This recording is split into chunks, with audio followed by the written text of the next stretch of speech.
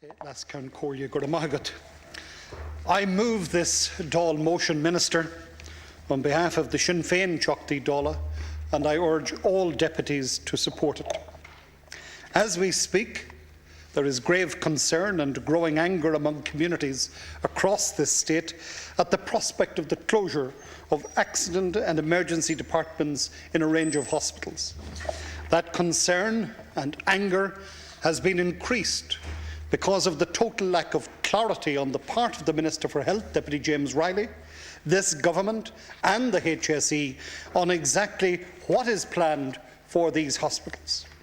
This is both in the context of the shortage of junior doctors and the imminent turnaround date of the 11th of July, and very importantly in the medium to long term thereafter. What we do know for definite, because Minister Riley and the Taoiseach and Kenny have told us, is that the 24-hour A&E service at Roscommon County Hospital is to be axed. And this has now been confirmed this evening by the Health Service Executive. A&E at Roscommon is to be no more and is to be replaced with a medical assessment unit urgent care centre. Minister, I have to say to you that this is an absolutely disgraceful decision. This action is in flagrant violation of the clear and unambiguous commitments given by Fine Gael deputies in advance of the general election. Deputy Dennis Naughton, now chairperson of the Oireachtas Health and Children Committee, stated, and I quote, "A clear commitment on the hospital's future has been provided by Fine Gael's health spokesperson, Dr James Riley. Not only will Fine Gael retain all existing services at the hospital, but we will also enhance and develop services." He went further, and I quote again, "Under our proposals, the future of services at Roscommon Hospital will be determined locally. We want to have a local board appointed by staff, patients and the community to run the hospital in conjunction with local management and not have it run by faceless bureaucrats within the HSE. The reality is that Fine Gael is the only party which has delivered a written commitment on the future of Roscommon Hospital and is the only party with a plan to reform the health service as a whole." Unquote. Now, these commitments can still be read today on Deputy Naughton's website. Interviewed in the Roscommon People newspaper, Deputy Naughton also said, "I made it clear that if down the road those commitments were not delivered upon, then yes, I would be prepared to resign the party whip." Deputy Frank Feehan also stated, and I quote, "Fine Gael is determined that its plan to retain and enhance services at hospitals like Roscommon will finally put a halt to this much-touted reconfiguration plan of hospitals in the West, which essentially amounts to downgrading by stealth." Labour candidate, now Senator John Kelly, said, "The future of the hospital is very safe in Labour hands." But even more significant, Minister, than these clear commitments was the commitment made by the then Fine Gael health spokesperson, your very self, now Minister for Health, who said in an open letter to the people of Roscommon, published in the local press prior to the general election, and I quote, "I would like to confirm that Fine Gael undertakes, in accordance with the Fine Gael policy on local hospitals, to retain the emergency, surgical, medical and other health services at Roscommon Hospital which are present on the formation of the 31st Dáil. Furthermore," you continued, "in the event of the A&E being downgraded, we are committed to reinstating a 24/7 service where feasible." Now, Minister Riley, replying to health questions in this Dáil last week, tried to sow confusion about this letter. The only meaning, make no mistake about it, that can be taken from it is that in the event of A&E in Roscommon being downgraded, prior to Fine Gael getting into government, they would reinstate a 24/7 service where feasible. That's what you intended, that's what you meant, and any twisting with words now won't alter that one iota. The Roscommon A&E was not downgraded prior to the general election, but it is to be downgraded now under a Fine Gael Labour government. Without question, this minister, his party and his coalition partners and the government collectively are breaking their commitment to retain at this hospital the services which were present on the formation of the 31st Dáil. Minister Riley claims that the A&E at Roscommon was not safe, but also claims he was not aware of that at the time he made his pre-election commitment.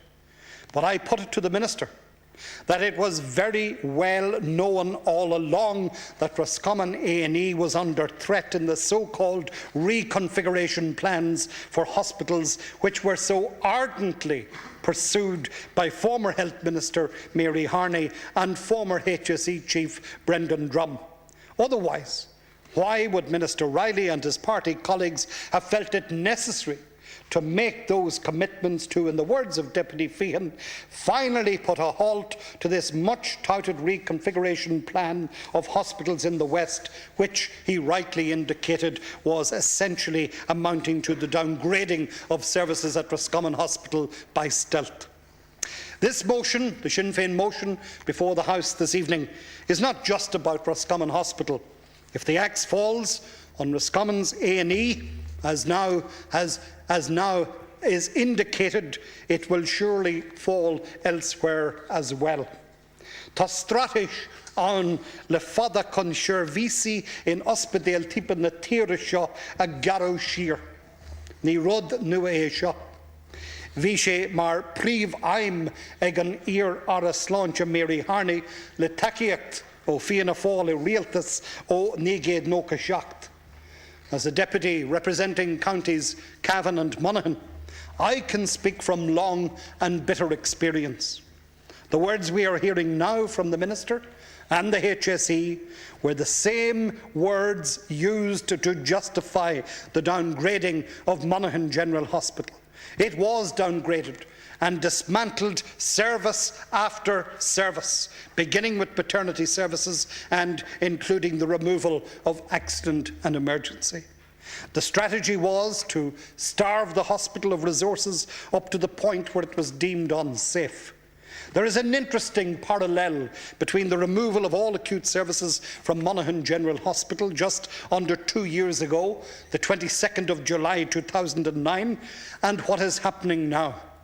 Both scenarios involved an election.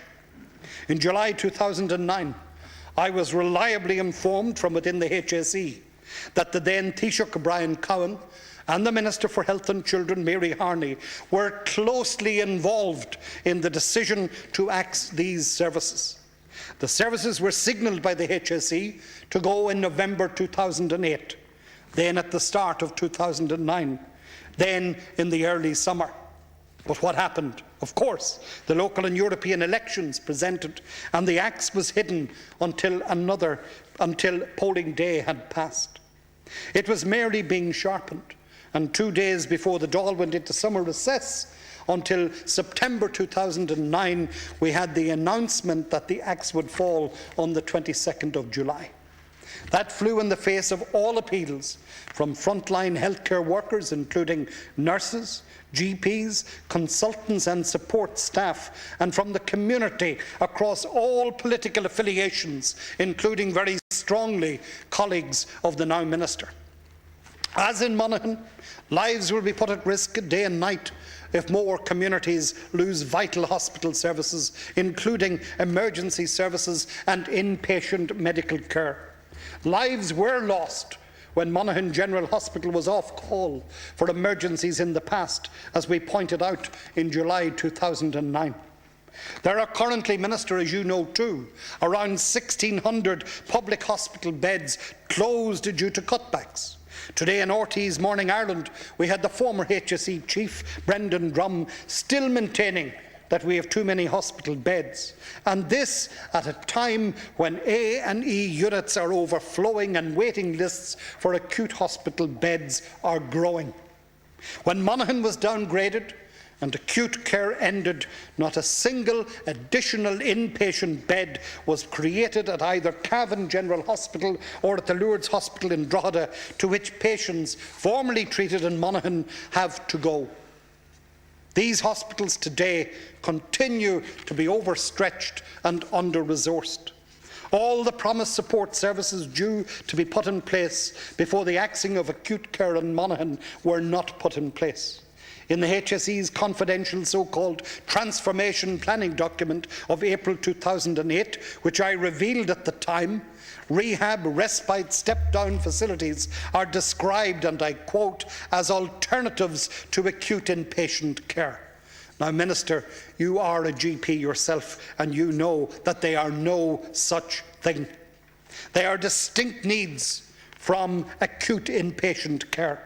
Their availability may free up some beds inappropriately occupied, but they are not alternatives to acute inpatient care for those who require it. And I repeat, not a single additional inpatient bed was provided. This is the type of scenario that other hospitals faced if they are given what I can only describe as the Monaghan treatment. The emergency department at Navan is hanging by a thread.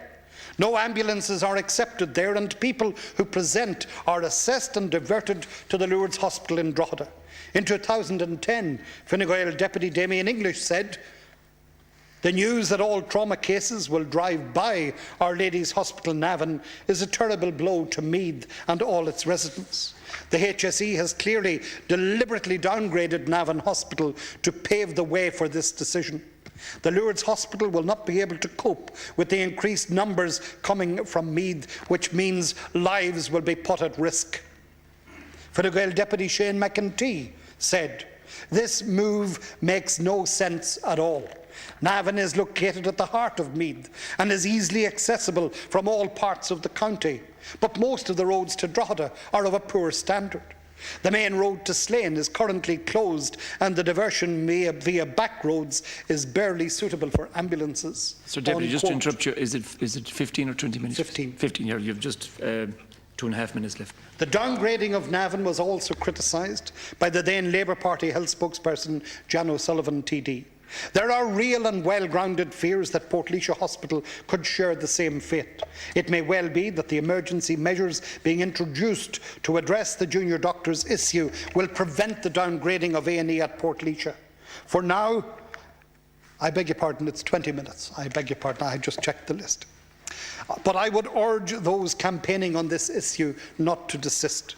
Nearly 42,000 people attended A&E in Portlaoise last year, and there must be no question of this department being closed or services reduced there. In the case of Letterkenny, senior clinicians are seriously concerned about what will transpire from the 11th of July.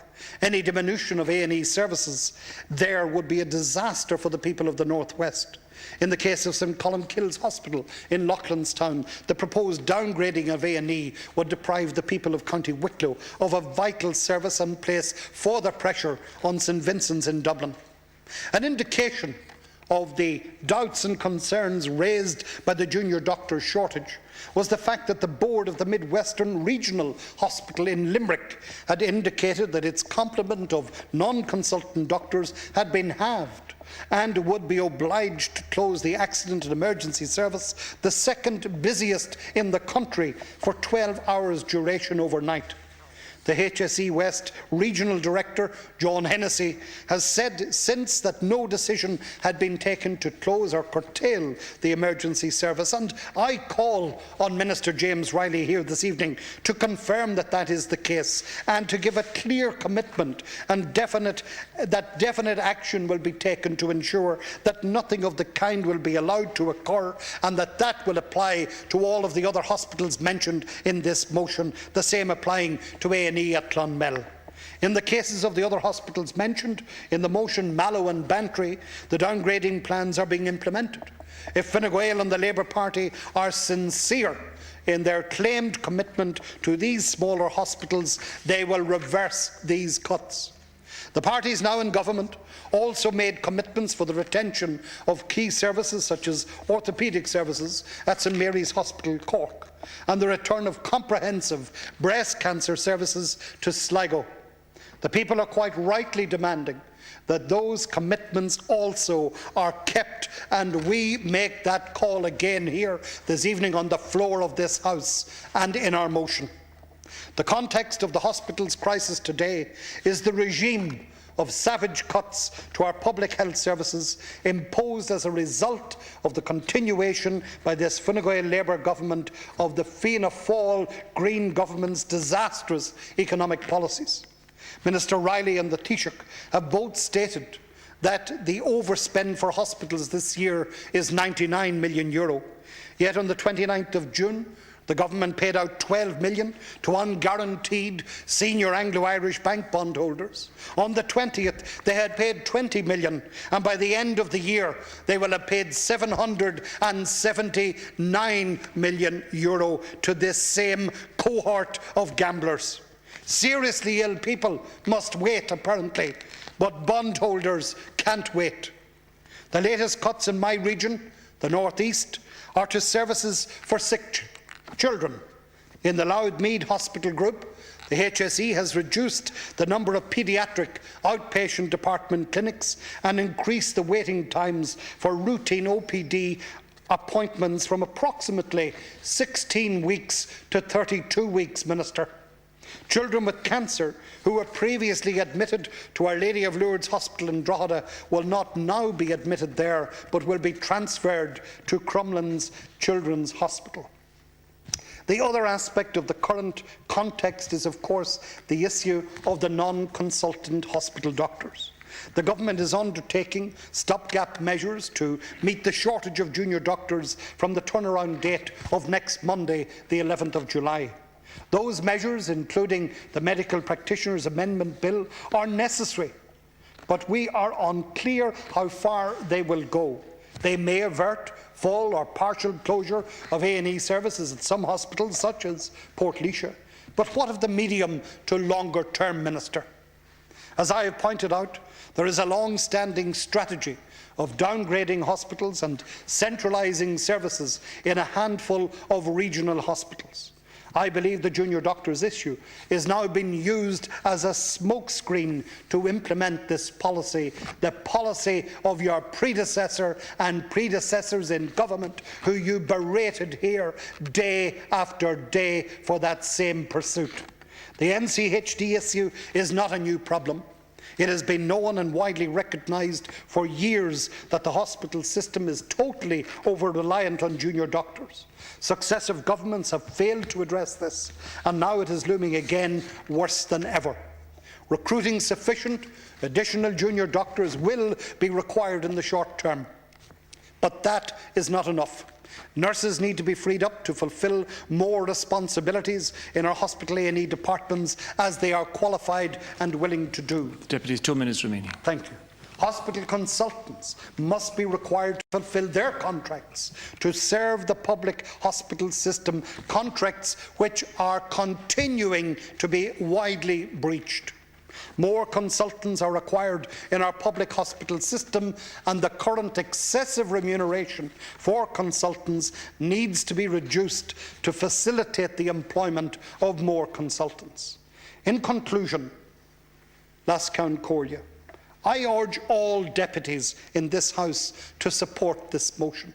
Make no mistake about it, the immediate backdrop to our meeting in this chamber this evening is the announcement by the HSE this evening that A&E at Roscommon Hospital is to cease as we have known it. The right of access to safe and efficient healthcare should not be conditional on your postal address. There can be no discrimination on the basis of geographic location, nor indeed on the size of your bank account.